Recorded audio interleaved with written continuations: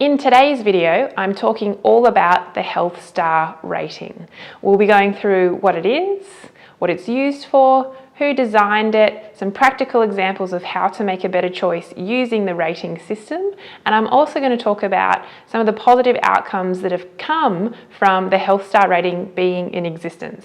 Welcome back to the Sportrition YouTube channel. My name is Erica Stevens. I am an accredited sports dietitian based in Canberra in Australia. This channel is all about nutrition and sports nutrition. So let's get into talking about the Health Star rating. So basically, the Health Star rating is a front of pack labelling system that's being utilised in both Australia and New Zealand, and it's been created by the government to help consumers be informed about what they're purchasing and to help them make a better decision when they're in the supermarket, so they don't have to so much rely on being able to interpret the nutrition information panel. And we'll talk about what the Health Star rating is and also what a nutrition information panel is. In Australia, by law, foods that are packaged have to have a nutrition information panel. And essentially it is mandatory because as consumers we have a right to know what we're eating and what's in the food that we're purchasing. And I guess potentially some of the downsides of the nutrition information panel is that you do need to learn how to read it. And it also is really, really small, and it's usually on the side or on the back of the packet in a really small section.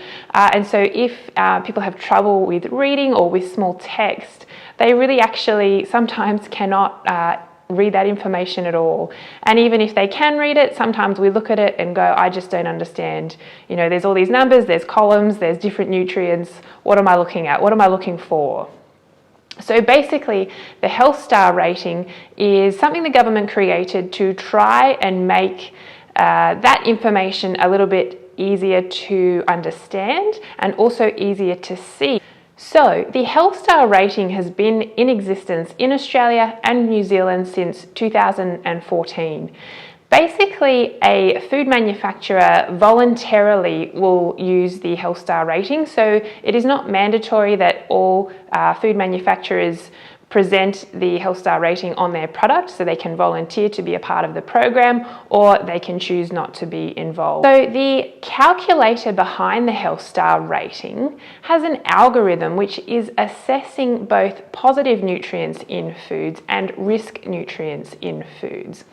And the risk nutrients in foods are things that can be associated with risk of chronic disease. So these things that the calculator looks at are total energy content, the saturated fat, the salt, and the total sugar content of the food.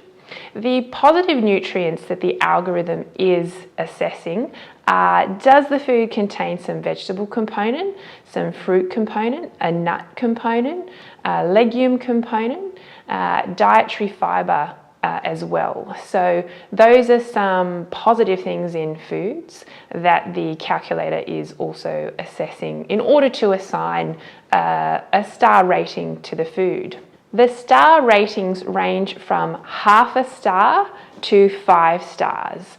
And very simply put, the more stars, the healthier the choice. It is important to know though that you cannot compare a product in one category with a product in another category. So for example, if you are looking at a cereal and reading the star rating of the cereal, you cannot then compare that with, for example, a yogurt and the star rating on the yogurt, because they come from two different food groups. They're two different food products. They're not comparable.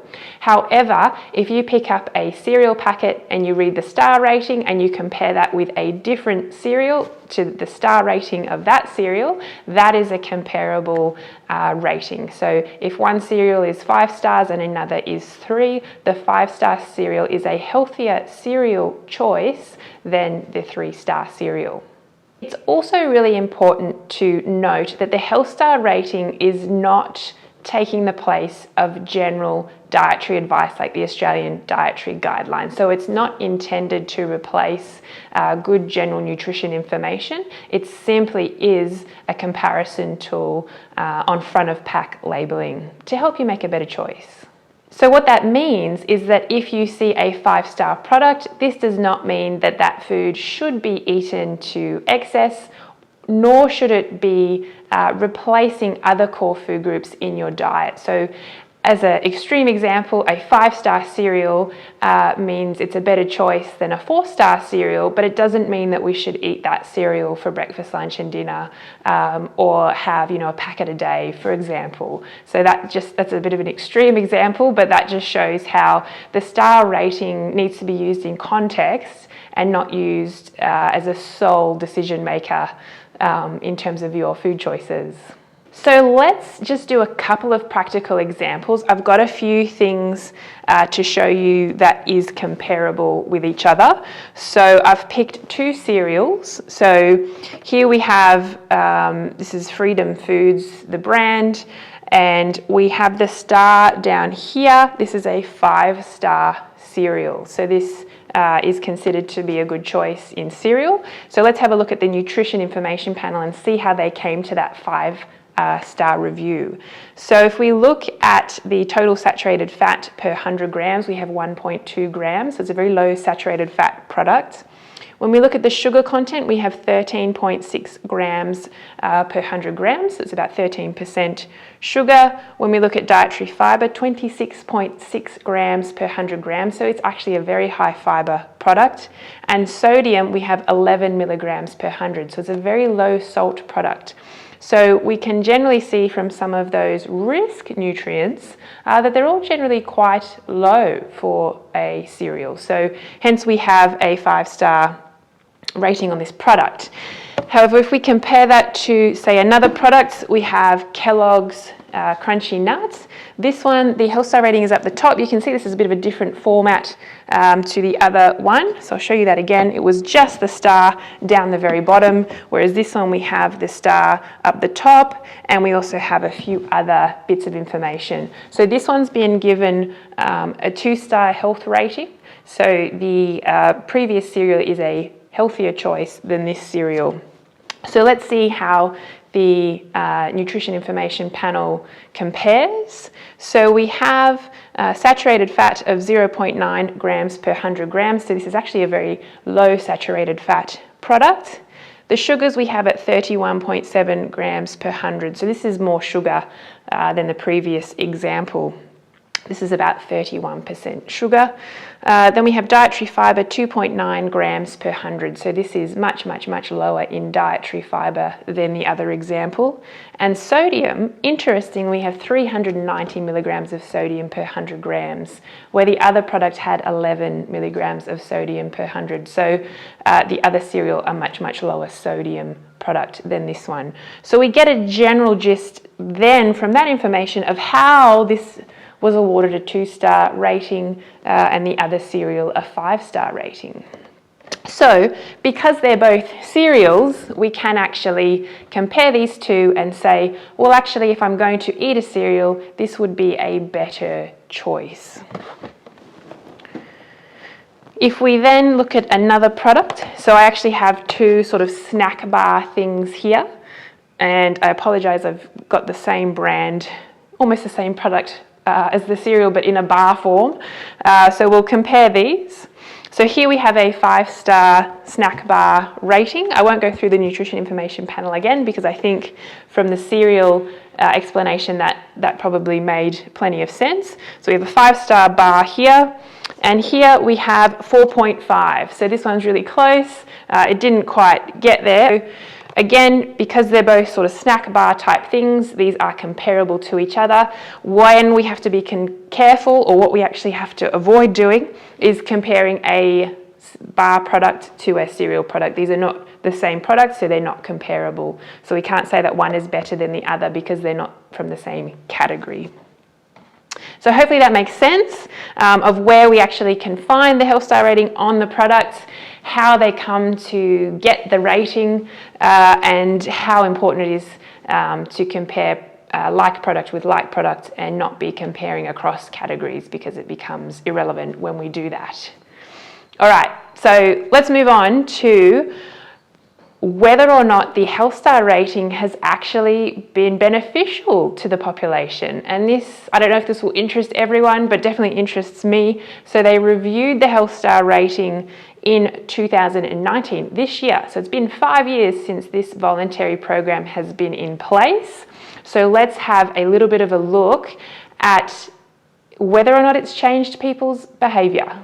So a review was done in Australia to have a look at consumers that had purchased a product with a health star rating in the past 3 months. So it's a retrospective study. They're looking backwards and getting people to remember what they had or hadn't done.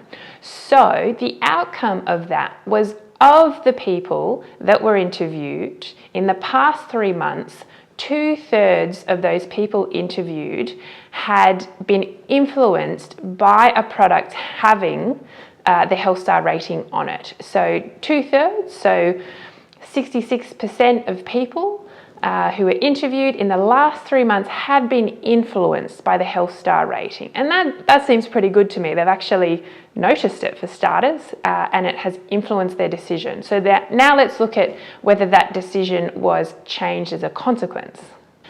So the answer is that 1/3 of those people, or 33%, were influenced to make a better decision. So 2/3 were influenced by the fact that a star was on the product, and 1/3 so actually made the better choice. So they looked at the stars and chose the one with the higher rating, which is the one that is a healthier choice. So I don't know, that sounds pretty good to me. If that star wasn't there, then potentially, we're losing a lot of people that don't have the information to make a better choice. So that's looking at consumers. When we look at the health star rating and the effect that it's had on food industry, we actually see that it encouraged positive reformulation of foods. So when they went back and compared foods from 4 years ago or 5 years ago to today, the products that were displaying the health star rating actually on average contain less energy and less saturated fat overall than they did 4 or 5 years ago. So food industry has responded to this in order to show a higher health star rating and show their product as a better choice. Is it a perfect rating system? Probably not. There is probably no such thing. It's really hard to create a general system that allows the general population to make a better choice, and we've probably seen this in the past where there's been a number of different systems like this in existence that have come and gone. This one seems to have stuck the course for quite some time. It's been relatively positively reviewed, so it will stick around. I think that something like this is better to have than to not have if we talk really broadly about it. And I think if we want to make things easier for people, it has to be simple and it can't be complex. So when we look at the nutrition information panel and how much information is available to consumers, that's fantastic. But if it's difficult to read, if it's difficult to find, and if it's difficult to understand, it's not of benefit. And while this might not be a perfect system, the health star rating, again, I think using this as an example, if someone picks these two up and really makes the comparison with the health star rating 2 out of 5 versus 5 out of 5, and that influences their decision to go with the 5 out of 5 star products, then I think, that's a positive thing. And I think that we have to accept that that's not going to affect everyone's decision, and not everyone has to make a healthier choice. That's not the government's job to, force people to do things. That's not the point of government. It's to guide and to educate and to provide opportunity for a healthy choice and a healthy life. And so for me, I think it's a positive thing, broadly speaking. Hopefully from today's video, what I've helped show is how to use the health star rating and helped explain it a little bit and how it can be of value to you. If you have questions or comments, please do write them below, and please like and share this video, because hopefully it's a nice little way to learn about the health star rating. So I look forward to seeing you in the next video.